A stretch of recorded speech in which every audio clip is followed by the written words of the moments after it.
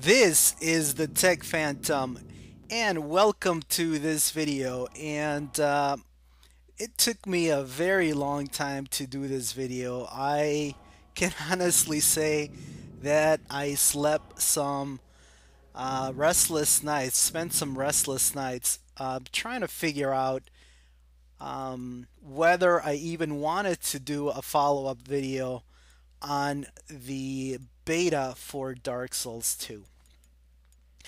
And after playing both of the beta sessions, I was one of the fortunate ones that got an invite for a beta key, in spite of the fact that I never even signed up for the lottery. So I was extremely lucky, I guess. I missed the window, but I did get an invite in my inbox, so I was quite excited. And there were three times that I was able to play Dark Souls in its beta network test version. The first time was when, after immediately installing the files that you got along with the invite, I was actually able to play the game for about 20 to 30 minutes. This is before the first North American beta, and the second time was during the first official beta. After that, there was the aborted beta that the North American folks couldn't join in. And then the last time, the third time, was in the most recent beta. This is the global beta where they were looking at North America and Japan and Europe all sort of bundled together. So I did a video where I showed you guys the differences between Dark Souls and Dark Souls 2 as far as the animations. And frankly, there were some concerns on my part as far as what I saw. So this time I wanted to talk a little bit more specifically about some of the things that I noticed in Dark Souls 2 and in the beta, and I wanted to talk about the major changes that I see from implemented from Dark Souls 2 to Dark Souls.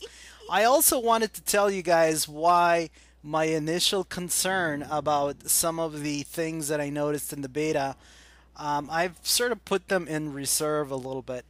And the reason I've done that is because after thinking about it, I think that what we actually experience in the beta is not a finished product. And I will go into a little bit more detail as to why I say that. Um, I also wanted to talk about the stats in a little bit more detail as you guys see the footage. And the footage that I'm showing you guys is from my first two betas experience, my first beta experience. The last beta I actually did not record. I streamed it, but I did not record it because it was too long. It was at about it was like a 3 hour stream, 3 or 4 hour stream altogether because I started streaming an hour before the beta started. And if you checked out my Twitch channel, you would have seen it. Unfortunately, that video is no longer on Twitch. Apparently, even though I designated it to be saved, Twitch decided to blow it out of the water. So, unfortunately, that video is not in there, which is why I wanted to. That was one of the reasons why I want to memorialize sort of my experience and my points of Dark Souls 2 with this video. And hopefully, I'll be able to do a follow up video when Dark Souls 2 comes out officially in next year. But also, I'm hoping that there will be a demo that will be given out, or will be available. Hopefully, the game will have a demo and we'll be able to play a more fully functional, a more polished, a more finished version of Dark Souls 2 when the demo comes out. And All right, so that was as usual, guys. If you guys follow my channel, you know that I have an issue with really really long introductions.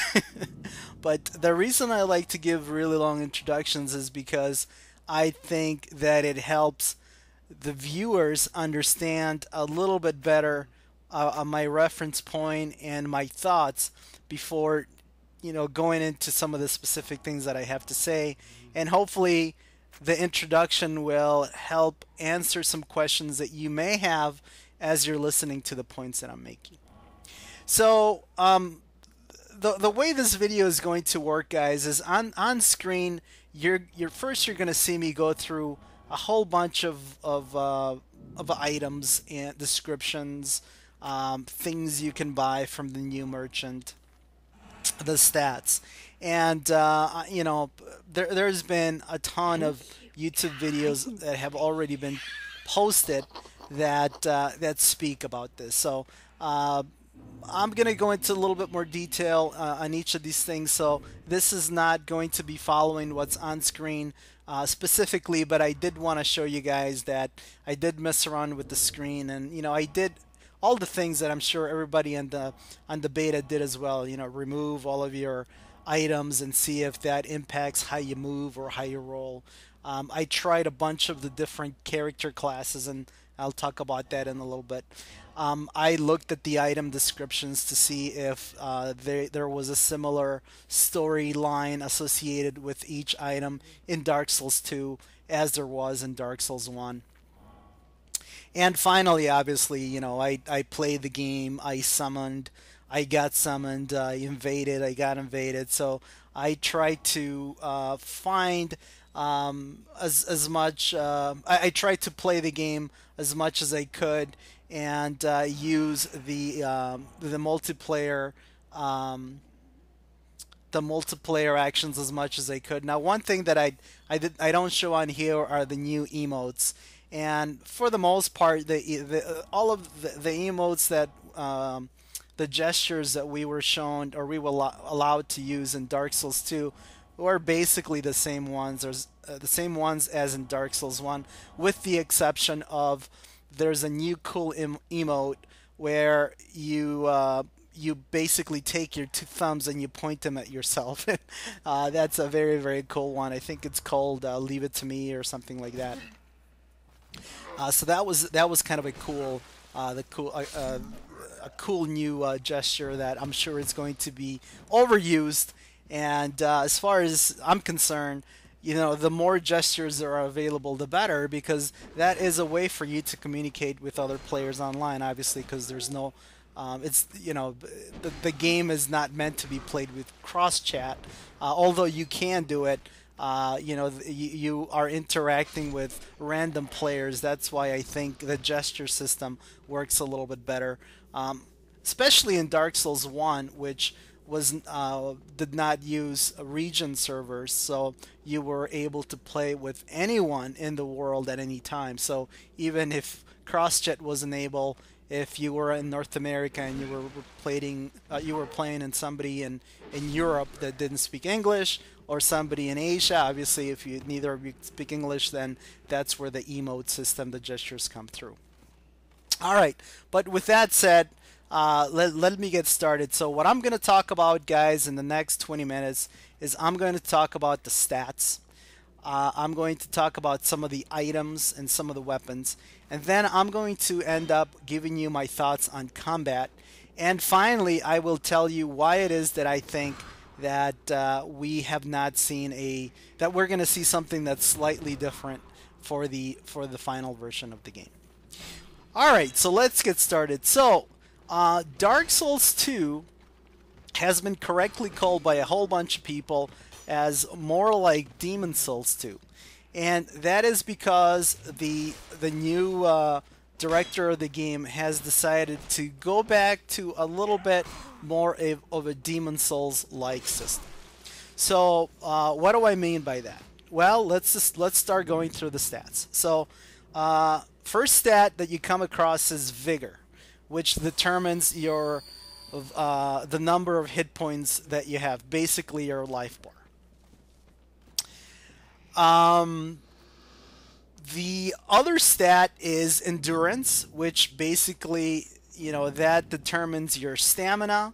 And this used to also, in Dark Souls, this used to also determine how much armor you could carry, what your equipment load was. But in Dark Souls 2, they have added a new stat called Vitality. And Vitality um, actually determines your equipment load. Your equipment load doesn't have anything to do with endurance. Your endurance is strictly a stamina determining stat. Vitality is what determines your equipment load. So this is similar to the system that they had in Demon Souls a little bit, where equipment load was separate from stamina, or you had to worry about how much weight you carry, as well as your endurance. So it's not exactly like Demon Souls, but it's certainly a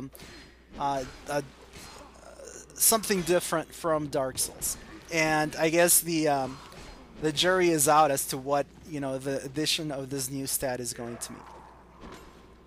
All right, the next thing is attunement, and attunement again determines how many slots you're going to have, but it's also going to increase your spell casting speed. So this one's kind of cool.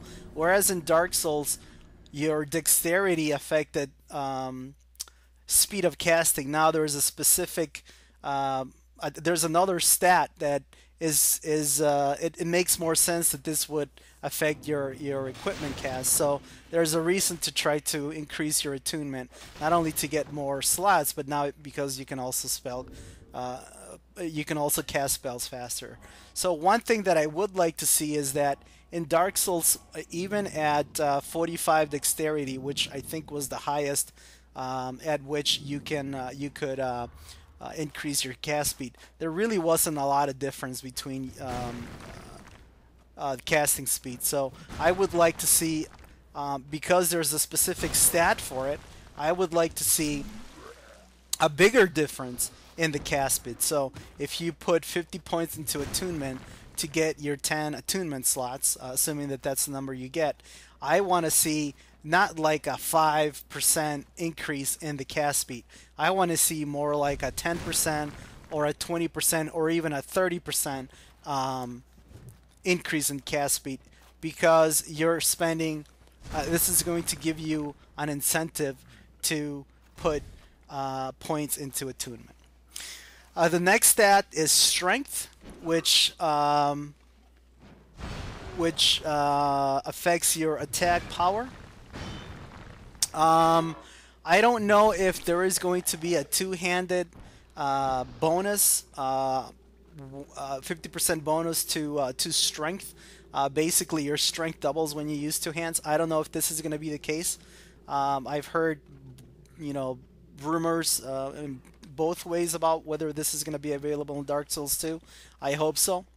The next thing is dexterity. And dexterity not only increases your attack rating of dex-based weapons, finesse weapons, but it also increases your poison and bleed effects. So this means that dex builds are almost surely going to carry as a secondary weapon some kind of a rapier, some kind of a thrusting weapon that allows you to very, very quickly attack your opponent and to poison them or to bleed them, because typically rapiers and thrusting weapons come with a bleed effect or a critical effect. And I imagine that in Dark Souls 2, there's going to be some with a poison effect. The next stat is a new stat, and that is agility. And agility affects your evasion, your action speed, and there are going to be traps in Dark Souls 2, and you just saw me get poisoned by a trap just a few seconds ago on screen. So if I had enough agility, it would have been possible that I would have been able to disable that trap, without being poisoned. Also, if I would have had bleed resistance or armor with bleed resistance, maybe I would have been immune to that trap. But I don't know. This is kind of a cool stat and the one that I'm most looking forward to, and that's because I tend to like fast roll. I don't like a medium roll or slow roll build. So for me, agility is going to be very very important. So this is a stat that I'm going to try to prioritize just about over everything, and we'll see what kind of builds come out based on the agility stat. The next stat is intelligence, which increases how much damage your magic does and magic weapons do.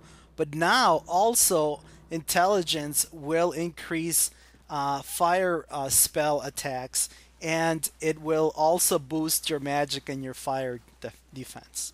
And faith is the last stat, and it's also a little similar to intelligence in that it boosts the attack power from I guess from faith-based weapons and from weapons that have dark, which is what Dark Souls 2 is calling occult magic.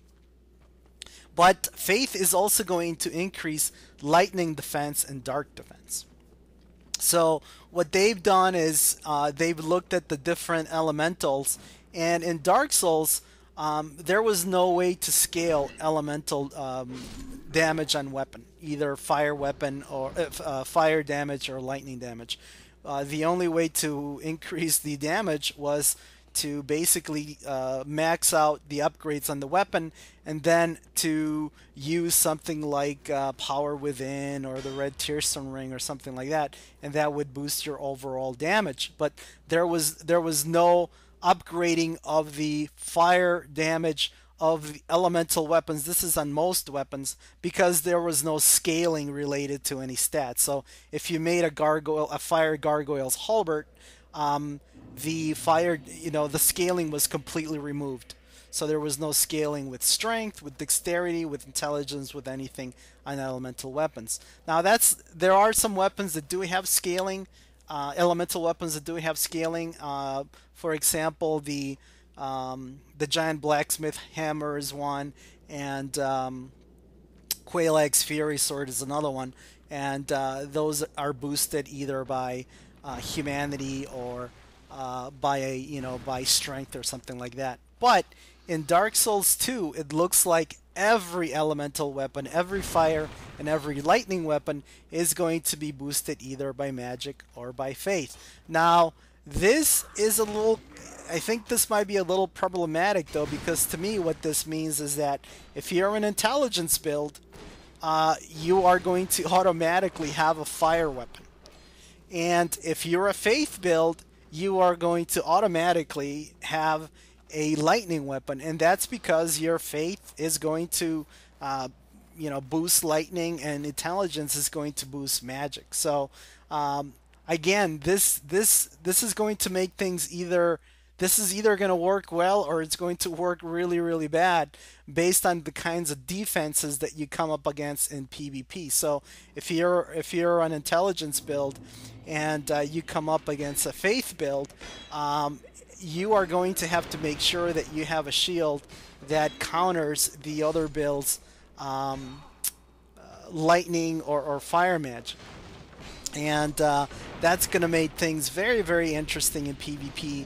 And builds and the decisions that you make on your equipment are going to be much more critical than in Dark Souls 2, than in Dark Souls 1, because again, your stats are going to buff elemental weapons.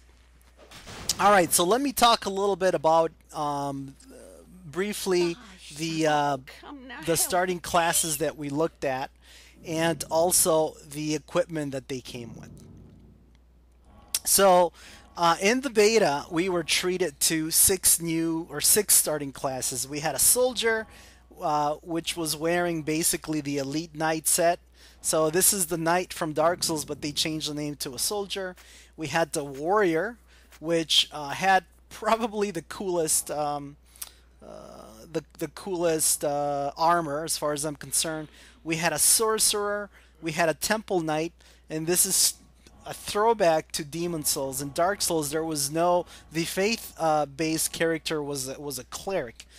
There was no Temple Knight. In Demon Souls, there was a Temple Knight. Another new character class that we were introduced to was the Dual Swordsman, and then finally the Hunter. So the Soldier, the Warrior, the Sorcerer, and the Hunter were basically class that existed in Dark Souls.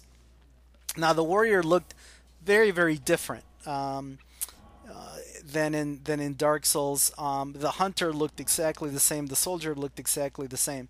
But the two new classes are the Temple Knight and the Dual Swordsman.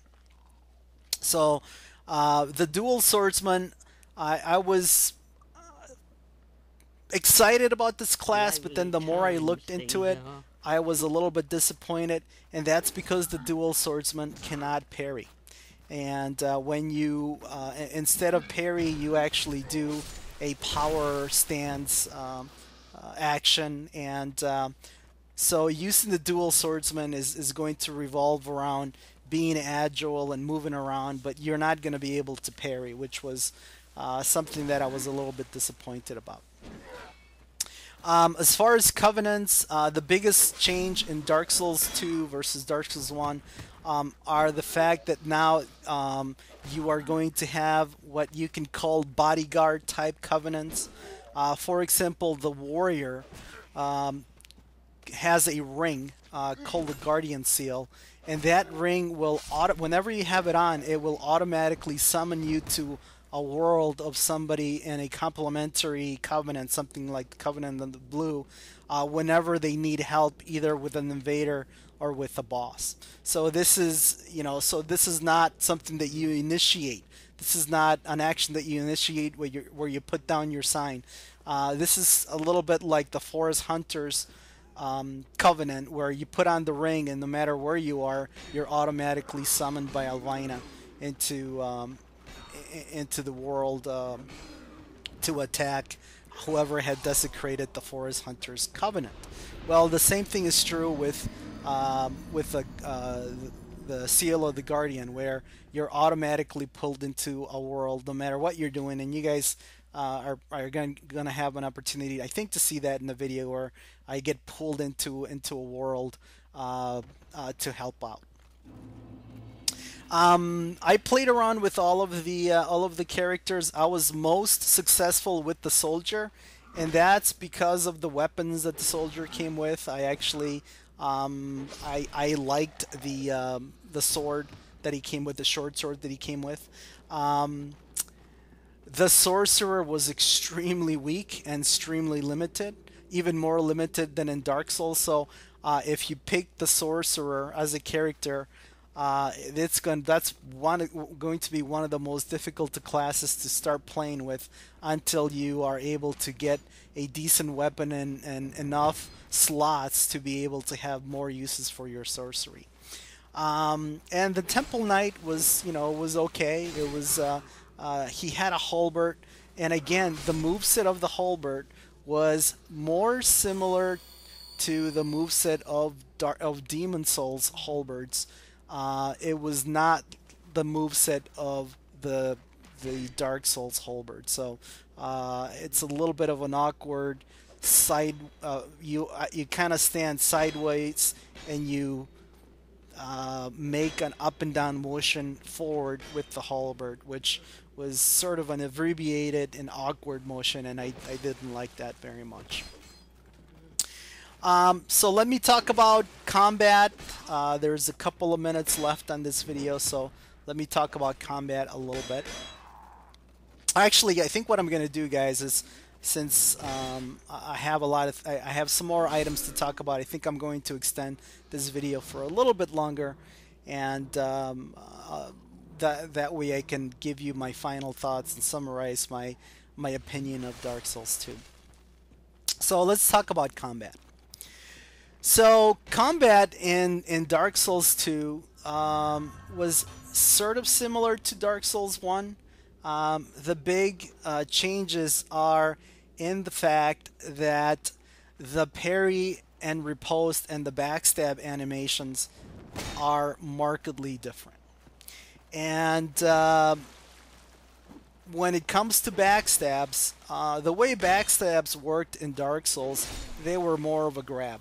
And no matter where you were, you kind of did a magnetic grab on the opponent, and you both did a backstab animation. And you were immune during the backstab animation. So if you were surrounded by several enemies, the safe thing to do was to immediately try to score a backstab or a parry and riposte on one of them, because you would be immune during that animation.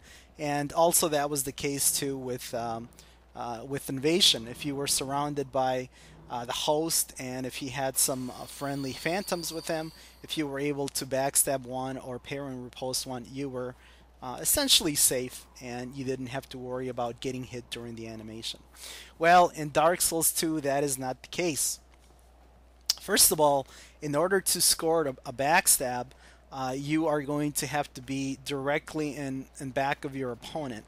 And depending on the weapon, and I didn't have a chance to fully go through this, and this may be wrong, but it seemed like with some weapons you needed to stand a little bit further away to score a backstab. With big weapons, you needed to be a little bit further back. With shorter weapons, you needed to be a little closer. So that's going to be a difference. You were not immune or invulnerable or invincible during the backstab and the parry and riposte animations. So that means that if you're surrounded, and if you happen to score a backstab or a parry and riposte on someone, they can knock you out of that, and they might be able to backstab you at the same time. So that, I don't think that's going to be a safe strategy anymore. However, on a couple of backstabs that I did, it did look like I could take damage at the beginning of the backstab animation, but that I was immune or I was invincible. I didn't take any damage at the very end of the backstab animation. So I could be completely wrong on this, but it could be that you might be okay at the end of the animation. Parry and riposte are different as well. The parry and riposte window is much smaller than what it used to be. It's more like Demon Souls, so parrying is going to be more difficult to do.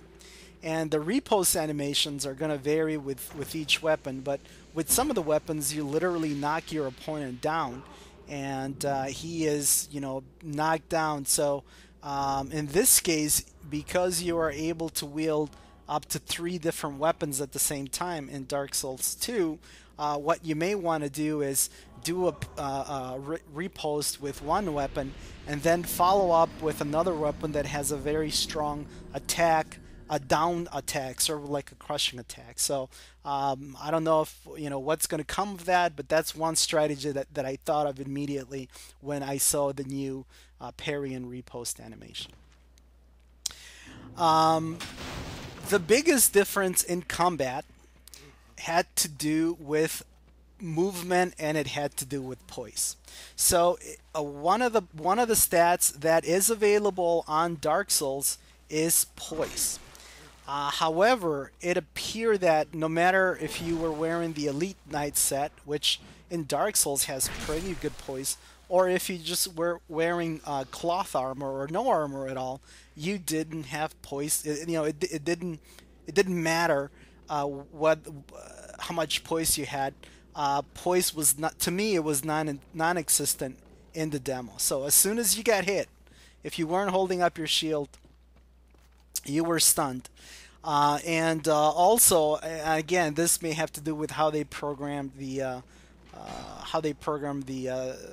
enemy stats in the beta. It looked like the enemies took out quite a bit of stamina from your endurance when you blocked an attack. So endurance and stamina consumption is going to be much more important in Dark Souls 2.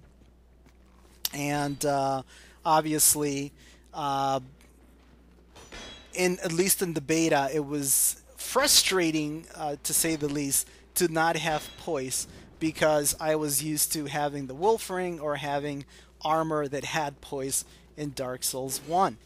So, however, you look at the screen and it's obvious on the screen that there is a stat called poise. So, I think what happened for the beta is that the developers decided not to implement poise. So, I think that's something that we will see in the finished version, that we will see poise and you shouldn't be stunned so easily. The biggest difference between Dark Souls and Dark Souls 2 was in the movement and the character animations. And the I didn't feel like the controls were as tight. They felt almost a little bit floaty because of the lack of poise. It a lot of times it felt like it took a second for you to recover, and that the controls were unresponsive, when what was actually happening is that you were stunned during a hit, and there was some recovery frames in the animation that you basically had to suffer through while you were getting stunned. With that said, however, the controls are not as tight as in Dark Souls 2, as in Dark Souls 1, which was something of a little bit of a surprise and frankly a little bit of a disappointment. But I'll get to that when I wrap this up. The other thing was the movement speed and the attack speed. It seemed like the movement and the attacks were a little bit more deliberate. So for not only that were it's not like the attacks were slower when they actually started. It was that there was a split second, maybe 2 or 3 frames of an animation, almost like you're getting ready to start the attack. So I think that's a way for the developers to slow combat down, and then they may have done that to help out new players, so that experienced players in PvP don't just murder them, which I think it's going to happen regardless. But this is a really big disappointment for me. The fact that Dark Souls 2 did not have the tight controls of Dark Souls 1. All right, so let me, I could spend an hour literally talking about Dark Souls 2 and my what I noticed in the betas. I think I ended up playing a total of about 5 to 6 hours in the beta, so I would say it's a fairly significant sample set for me to make my sort of my final thoughts. All right, so let me give you guys my final thoughts on the Dark Souls 2 beta. So I think the most, and let's start with the good news. So the good news is that I think Dark Souls 2 is going to be incredibly more complex, and there is going to be a lot more variety of builds. And I actually think that that's a good thing, because the more builds, the more varied the gameplay, that just gives the player not only an incentive to play the game over and over again with different builds, but also to experiment with different builds on PvP and on PvE, and to experiment with different weapons, and to try to maximize based on how they like to play the game, to try to find a build that works for them. And I think that's going to be easier to do, sort of easier to do, because now you have more levers to pull, and that's because of the new stats. That's because of the agility stat, that's because of the vitality stat, and that's also because the intelligence and the fate stat work a little bit different, and they will buff elemental attacks of elemental weapons. So I think that's great, and I'm looking forward to that. Another positive is the different classes. The fact that there is a Temple Knight, the fact that we have a dual swordsman. Again, those are new builds that are going to take time to master, and players are going to come up with really, really creative and cool ways to use the new animations, the new mechanics, especially for the dual swordsman, for either for PvP and for PvE. So I think that's going to add to the replay value again, because that adds to the complexity, that adds to the variables that can be used when playing Dark Souls 2.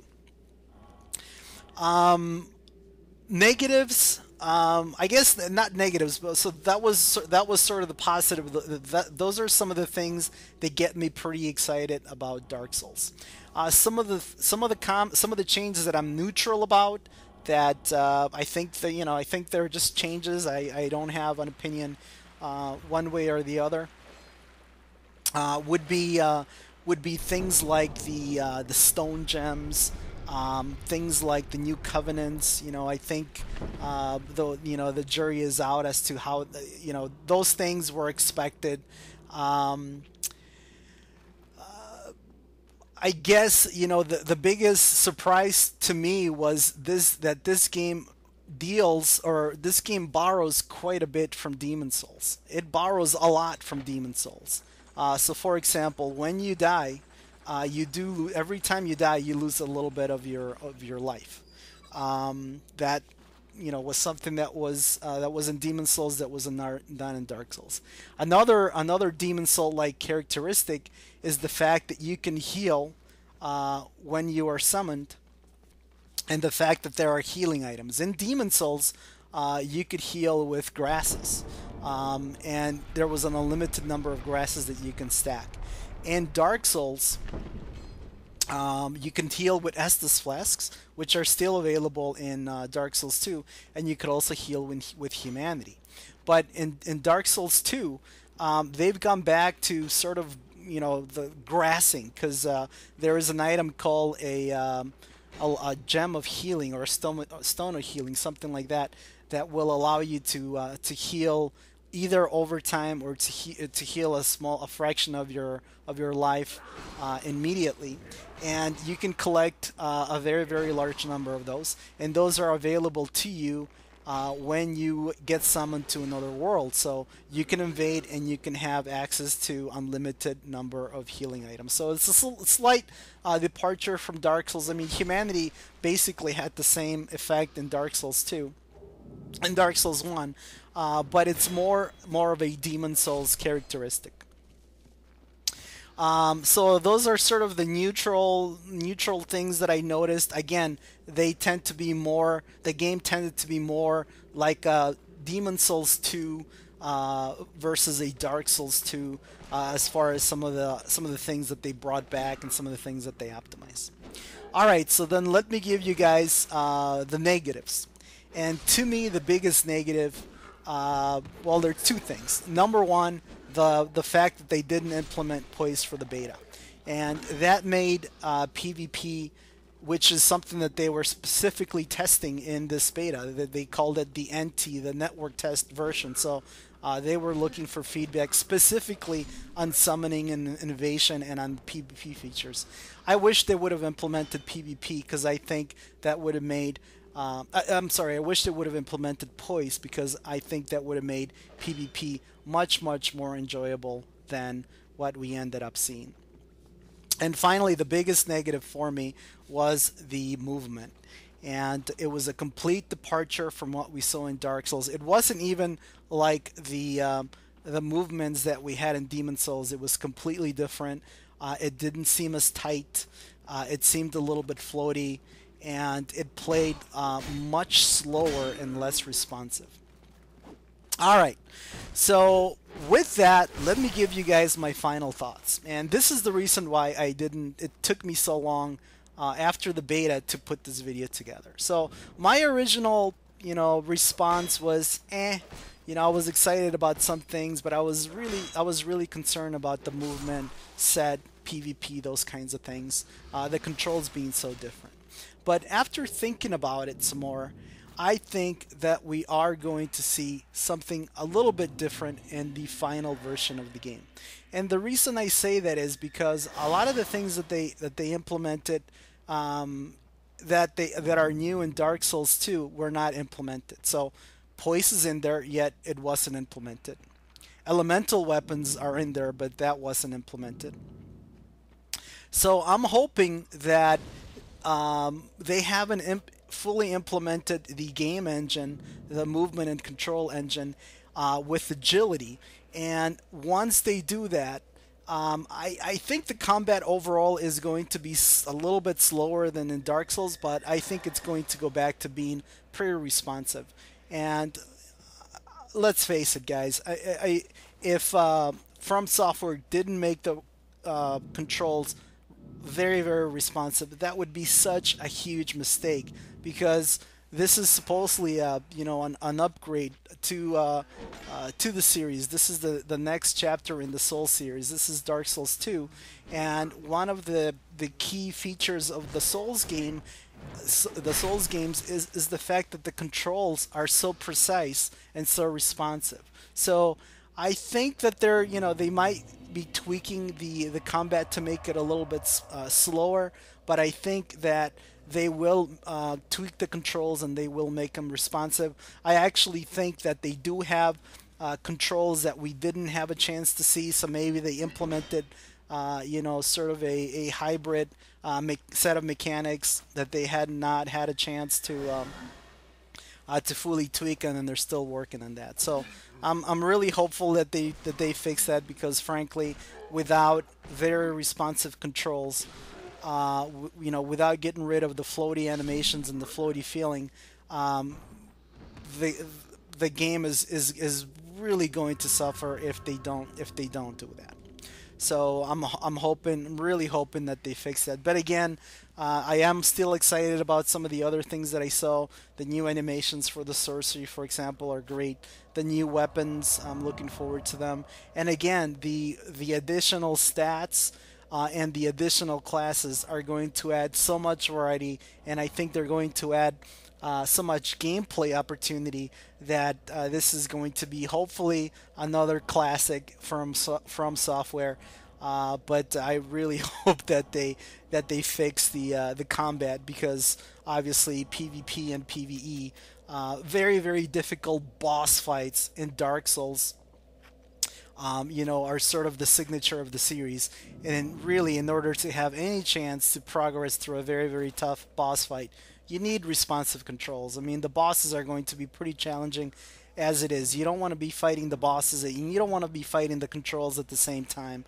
That would sour a lot of people on Dark Souls 2, and I hope that they don't do that. So again, guys, I guess the bottom line is we still have to wait and see. The graphics look outstanding. The combat's a little bit smaller and a little bit slower and needs to be tweaked. I do like the new stats and the new classes. I think that's the one thing that I'm most excited about, and I can't wait to see the different builds that people are going to come up with and the different weapons that people are going to come up with. And as soon as there is a demo or more information on Dark Souls, or if there is another beta test that they will do, I'll try to bring you guys my thoughts on it. And I'm looking forward to your comments. This is the Tech Phantom signing off.